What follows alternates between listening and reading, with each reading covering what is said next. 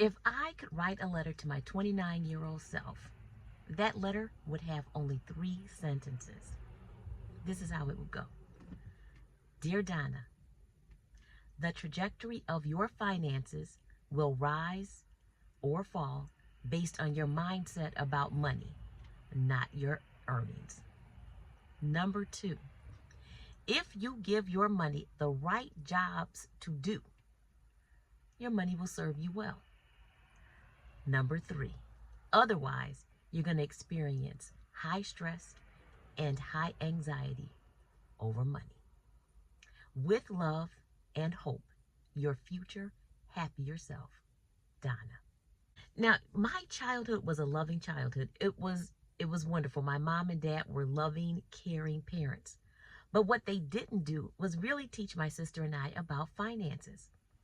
Part of the reason for that, I think, is because my mom was battling cancer for so many years. She was diagnosed with cancer when she was only 20, and she lived for 15 years. When my mom passed, my dad was grieving. At that time, I was, I think, a freshman or a sophomore in college. So when I graduated from undergrad, my mindset was that I wanted to be able to take care of myself. I wanted to be able to do the things that I was interested in doing. So my focus was very much on the present. It was on working. It was on buying the things that I wanted, clothes, traveling. I lived like that for years, from undergrad until my mid-30s. Mid-30s, I decided if I wasn't married at that time that I was going to adopt, because I always wanted to be a mom. So I adopted 2 babies, 2 children, boys. And my mindset about money had not changed. I simply spent more money on 3 of us instead of just me. I was like that from my 30s until my early 40s. At that time, I had no budget. I had everything up here. All of my bills were paid on time. No creditors were calling me because I paid my bills on time. It's just that I had, whatever I had left over, I spent on what I wanted. Until about 41, 42, I took a look at my finances. I was in so much debt, but I had nothing saved. I had no emergency fund. I invested in nothing, like nothing. I did everything that I wanted to do in the present. I was not planning for the future. I came to the reality that I was living way above my means. I was in thousands and thousands and thousands and thousands of credit card debt. I had not separated needs from wants. They were blurred. I took care of my needs and my wants. They were equal, and there was no room left over for saving or investing, making better decisions with my money. And I thought, you have created a mess for yourself, and you have got to get out of this. What I did was I sat down and created a written budget. Hadn't done that before, kept it all up here. I wrote it all down. I separated needs from wants. And once I had the list of my needs, I then said, okay, you have nothing for an emergency. Whenever there was an emergency, I just put it on a credit card. You need an emergency fund, and you need to start investing. And that's what I did. I started, basically what I did was I used Dave Ramsey's snowball method. I had all these bills lined up, and I went from, I believe it was the smallest to the largest, and I paid the minimum for that, the smallest bill, until I paid it off. And then I went to the next bill. I added what I had been paying for the smaller bill to the next one. And that's the way that I managed this bad debt. I was laser-like focused on getting rid of this bad debt. The sacrifices were really significant because I missed weddings. There were, destination weddings. I did not go. Vacations, did not take them. Going out to eat, didn't do that either. I cooked at home. It took me about 3.5 years to pay all of that bad debt. After I paid off all of the horrible credit card debt, I then attacked the car note. And I paid that note off, I believe it was about a year and a half early. So altogether, about 4.5 years it took me to get rid of debt that I had accumulated over the last like 15 years. When I paid all of that off, I was so happy. The incident that happened that made me think about the emergency fund and the fact that I had one as opposed to how I lived before when I just put it on a credit card. I worked in downtown Chicago and lived in the suburbs. I took the train to work every day, park at the train station and take the train downtown. I had done this on this particular day. I'm walking back to my car, nothing out of the ordinary. Everything seems fine until I get in my car and I start it.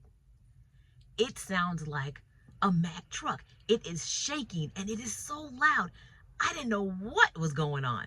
I could just tell that it was coming from the back. So I get out of the car and I'm looking at the back of my car. I cannot understand it until I then realize I see no tailpipe. My tailpipe, catalytic converter, muffler, it's gone. It is gone. Somebody has stolen my catalytic converter. I was so mad. I had an emergency fund. I had the money to pay my deductible with no sweat, none. That was the first time I realized the importance of really having an emergency fund.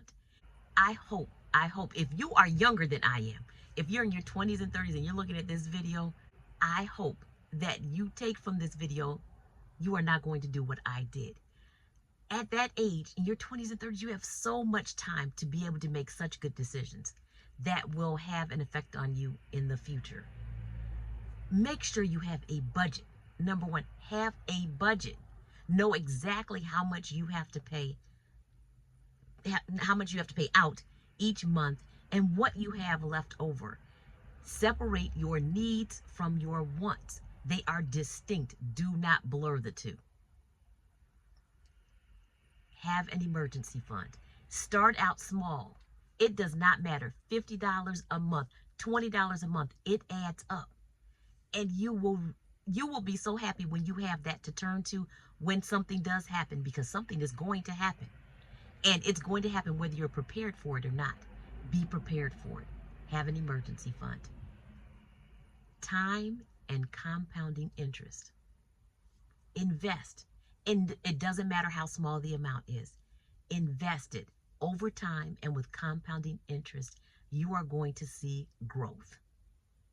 And it's going to give you more of what you'll need for the future. Do those things. I implore you. If you are older, I was older when I came to the realization that I was living terribly in terms of my finances. I was about 42. That's still enough time. It is never too late to make better decisions. Never too late.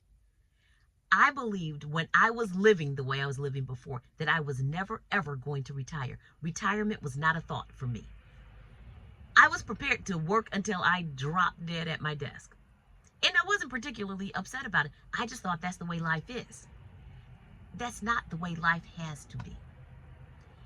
Even at 42, I retired at 56. At 56, with no debt. No debt. I was able to make those decisions even at 42 that gave me a better outlook at 56, and one where retirement was a reality for me. It is not too late for you. Wherever you are, start there. The only thing you can do if you start is to finish better than you would have if you didn't start at all. So I hope that you enjoyed this video and that there's something that you can take from this video that will help your future self. Here's another thing about not having debt. I've gone on, since I've retired, I've traveled to Colombia and Argentina, Mexico. I have traveled, and guess what? I paid for everything with cash. I saved the money for that, as opposed to before when I just put it on a credit card. I came back from every single vacation owing nothing. You can do the same thing. You can live well. And I am not wealthy at all. I just started making better decisions with the money I had, and you can do the same. I hope you come back, and I will see you in the next video. Ciao for now.